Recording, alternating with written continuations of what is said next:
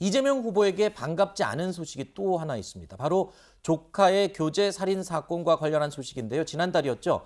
이재명 후보가 SNS에 조카가 과거 데이트 폭력 중범죄를 저질렀다는 글을 올리면서 이 살인 사건을 데이트 폭력이라고 낮추어 표현해 사건의 심각성을 축소했다라는 논란이 있었습니다. 이후에 이재명 후보가 이에 대해서 사과를 했습니다. 하지만 야당은 피해 보상을 놓고 공세 수위를 높였는데 당시의 모습 잠시 보시죠.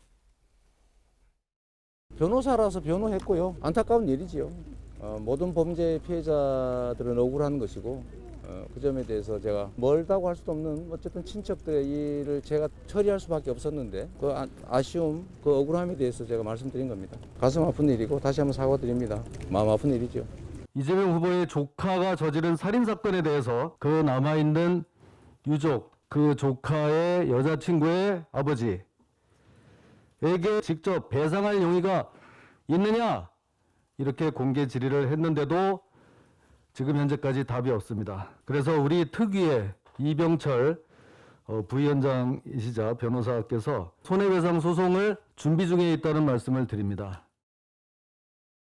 자, 이렇게 야당에서 언급했던 그 소송, 이 소송을 사건 피해자이자 유족이 실제로 이재명 후보를 상대로 1억 원의 손해배상 청구를 제기한 겁니다.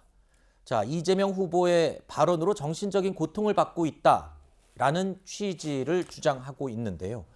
자, 이재명 후보 입장에서는 지금 곤란한 상황이 된 것 같습니다. 그러니까 사실 조금 전에 말씀하셨던 것처럼 피해자이자 유족이라는 표현을 쓰셨는데, 그러니까 아버지이자 남편인 이분만 살아남고 아내 그리고 딸이 안타깝게도 세상을 뜬 상황 아니었겠습니까?